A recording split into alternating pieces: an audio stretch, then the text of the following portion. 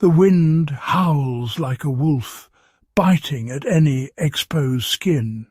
It whips through the ranks, relentless and unforgiving, turning every breath into a stinging ache. Soldiers squint against the blizzard, their faces raw and red, eyes watering from the cold. The air itself feels alive, swirling and snapping, as if determined to break the spirit of every man who dares to stand against it. Snow stretches for miles, a vast white desert. There is no shelter, no comfort, only the endless expanse of ice and snow. The landscape is eerily silent, broken only by the crunch of boots and the distant rumble of artillery. Every direction looks the same, a blinding white void that swallows hope and hides danger. This was the Eastern Front in World War II. -40 degrees, breath freezing in the air, every step a battle. The cold was a constant enemy, sapping strength and willpower. Even the simplest tasks became ordeals as fingers stiffened and faces went numb. Soldiers fought not just the enemy, but the merciless cold. Frostbite claimed fingers and toes, and exhaustion set in quickly. Huddled together for warmth, they shared body heat, but it was never enough. The cold seeped into their bones, making every moment a test of endurance. Boots meant for protection became traps, the cold seeping in, numbing toes, creeping up legs. Wet socks froze solid, and feet turned blue and swollen. Every step was agony, but stopping meant risking death by freezing. The ground itself was an enemy, and survival was a minute-by-minute struggle. Deep snow and hidden ice made every movement dangerous. Soldiers stumbled, fell, and sometimes never got up again, lost to the cold and exhaustion. Shelter was a frozen trench, warmth a distant memory.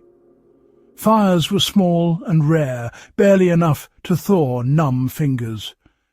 Nights were the worst, as temperatures plunged and hope faded with the sun. Survival depended on discipline, ingenuity, and small, hard-won tricks passed in hushed tones. Soldiers improvised with whatever they could find, scraps of cloth, newspaper, anything to keep the cold at bay. They learned to move, to never stop, to keep blood flowing.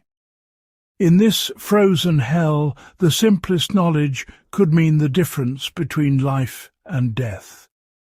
Every day was a battle, not just against the enemy, but against the elements themselves, a test of human endurance, spirit, and the will to survive. Frostbite was a silent, relentless enemy, lurking in every icy gust and beneath every snowdrift.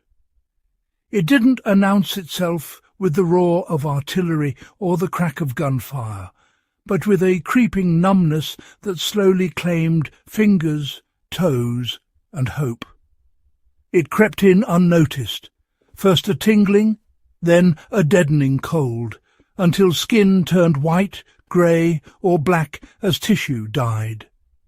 The pain was sharp at first, then faded into a dangerous absence of feeling, a warning sign that damage was already done. On the Eastern Front, frostbite took more men out of action than bullets or shells.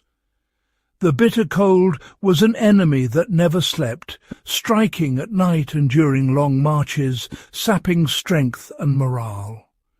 Wet, poorly insulated boots turned feet into ice blocks, and even the smallest exposure could mean disaster. Soldiers dreaded removing their boots, fearing what they might find. Severe frostbite meant amputation, a devastating blow to morale and combat strength. The loss of a limb was not just a physical wound, but a psychological one, a reminder of the cold's merciless grip. Soldiers checked their feet obsessively, desperate to keep circulation going, rubbing their toes and stamping their feet in a constant battle against the freezing air.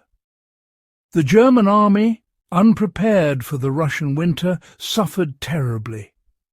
Their uniforms and boots were no match for these sub-zero temperatures, and frostbite spread through the ranks like wildfire. The cold stopped tanks, decimated divisions, and became the Soviets' greatest ally. For every soldier lost to enemy fire, many more fell to the merciless winter. In this war, defeating the environment was as crucial as defeating the enemy.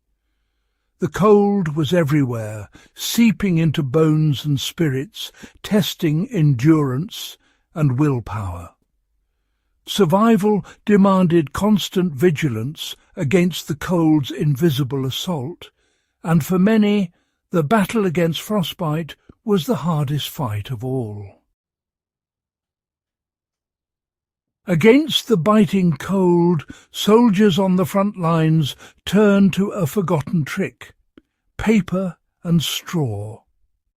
When winter set in and supplies ran low, they had to get creative to survive the freezing temperatures.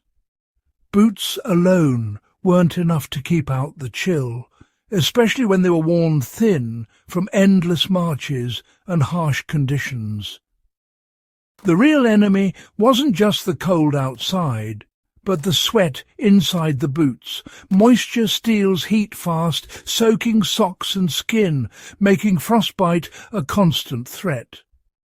Wrapping feet in layers of paper, then stuffing straw inside boots, wicked away sweat and trapped insulating air. This simple combination created a barrier, keeping feet drier and warmer for longer stretches in the trenches. This low-tech hack, passed from veteran to rookie, saved countless feet from the agony of frostbite and trench foot. It became a shared secret, a bond among soldiers facing the same relentless cold. It wasn't official issue, just pure necessity and ingenuity. Soldiers often improvised with whatever scraps they could find, turning trash into a tool for survival. Soldiers hoarded paper, dried boots by any fire they could find, and made this ritual a daily act of survival. Every morning they prepared their boots, knowing it could mean the difference between marching or being left behind. Those who ignored this simple trick paid dearly, suffering from numbness, blisters, and even permanent damage. In the frozen trenches, this humble act became a lifeline, a small comfort in a world of hardship and uncertainty. Sometimes the smallest hacks, born out of desperation, are the most powerful weapons a soldier can have. The lessons from those frozen trenches live on. Modern winter gear uses the same principle. Keep skin dry, trap air, let sweat escape. High-tech socks and boots echo the old paper and straw trick. If you're ever caught in the cold, improvise. Use leaves, cardboard, anything to create a dry, insulating layer. Change damp socks, care for your feet, and think like a survivor. The story of this World War II hack is a lesson in resilience and ingenuity. In the harshest conditions, simple knowledge and discipline can save your life. Stay prepared, stay smart, stay alive.